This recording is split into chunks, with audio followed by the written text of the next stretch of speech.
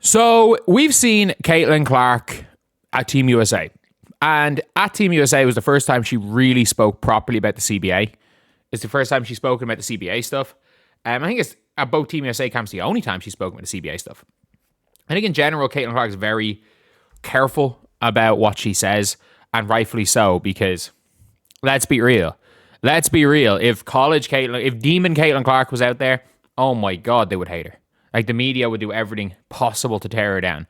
If you guys don't know about Demon Caitlin Clark, just Google what happened when Iowa beat Ohio State in 2023. I think it was 2023.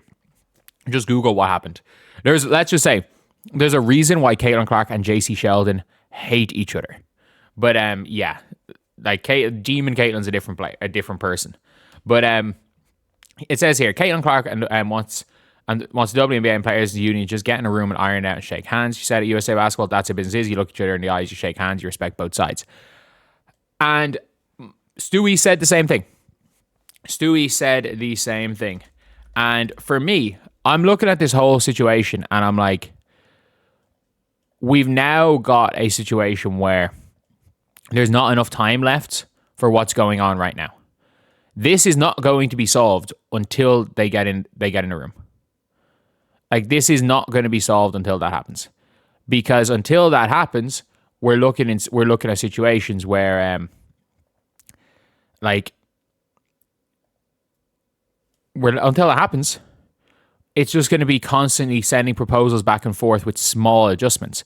Like, for example, if there is only slight adjustments both sides, like, you genuinely can,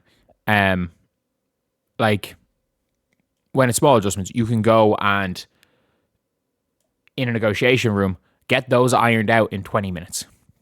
Whereas if you're constantly submitting new proposals, and the proposal is like, it shouldn't take the players 7 days to lower a revenue percentage by 1, which is what they've been doing. And for the owners, it shouldn't take that they have to waste 24 hours raising a salary by $200K. Like, that's not going to affect anything. Everybody, the league knows what is needed to make sure it's sustainable. They're not going to go above that. That being said, like, the players also know what they want. But we're in a situation now where it's really, really tough. It's really tough when it comes to the players arguing when it comes to what the players are asking for to get this done the way it has been. Like, it is very, very, very tough because, again, it is coming down to trying to meet in the middle somewhere. And at the end of the day, the ability to find out what is the actual line, what we can, both sides are going to come in with a proposal and coming to an agreement. Both sides need to be in the room together. Like, it is what it is. Like, I know, obviously, when it comes down to it, I don't even know if it's neither side wants that. I really don't know. I don't know if what side is the ones that are stalling on that. But until that happens, I mean, like, I can't actually see a scenario where this gets solved. Like, it does need to be just like a proper negotiation.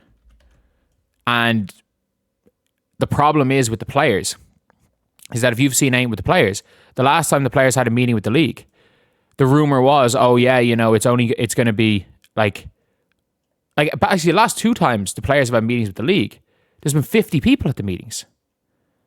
There's been 50 people at them. So they've been completely and utterly useless.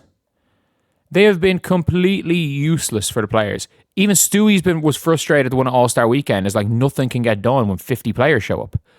And you better believe there are going to be players that show up to these meetings if they're given the opportunity that are not only completely useless there, that are a detriment to the meetings. And I'm not saying those specific players shouldn't have a say. I'm saying that they shouldn't be at these meetings because the more voices there are, the less likely anything is to be organized. But any of these situations where it's plus 1% here, plus 2% there, like, they can all be sorted. Every one of those can be sorted by a meeting. And the fact is that if these last two proposals, let's just say hypothetically, my guess is that the owners are going to have to concede on salary. They're going to have to pay players more. The players are going to have to concede on the rev split. That is an ideal situation. Why? Because the players still make more in guaranteed money.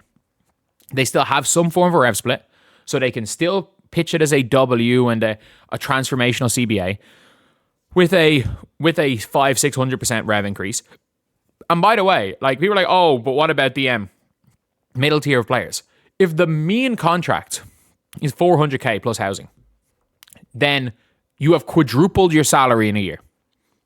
The middleman, just because the middleman is not getting paid, like the one really annoying thing is people are like, oh yeah, what about the middleman? I'm like, some people are like, oh yeah, the middleman, that what, because the way the salary cap used to be is that bang average players were getting max contracts. Because of the way the salary cap and the rookie situation was, average players used to get max contracts. And those average players, even if they regress to the mean, they're still making double a max contract from last year. But it's a weird one. But unless they do what Caitlin Clark, sometimes an employer just wants to break the union. Sometimes the players want to break the union. At the end of the day, it's very different between, like, this is a sports league versus a random company are very different things. They are very, very different things. Like, at the end of the day, it is what it is. But unless they do what Caitlin Clark suggests, it won't be finished. And I do think the second we hear there's a meeting, we know we can expect by the end of that day for something to be signed. And I don't think it's going to happen by March 10th. My guess is it's tough. My guess is, what's her name? Kelsey Plum might willingly just sit out of the meetings. She might willingly sit out of meetings. She's the only executive committee member that is like at the at Team USA. At the end of the day, it should just be DC and the heads of the head of the PA and NECA, the lawyers on each side. And one of the big things that has also been shown is that basically one of the worst things that has happened in this whole thing is that in the last CBA, Kathy Engelbert got involved. Kathy Engelbert got involved to help figure out the new CBA. And she helped bridge the gap between the players and the owners. But like, we're now in a situation where it doesn't really matter to Kathy, or that Fee has basically fractured any relationship between the players and Kathy. So Kathy won't get involved. The players' union have got the fans to write angry letters towards Adam Silver, so Adam Silver won't get involved. So the players have pissed off the people that could actually, be the mediator in this. They've really pissed off the owners or the ownership group. And I'm talking about the league owners, not just the team owners. They've pissed off the ownership group. And not only that, the commissioner, who is the middleman, they've pissed off the two middlemen. So like it does look like sabotage, but until they get in a room, nothing will be fixed. Anyway, see you guys.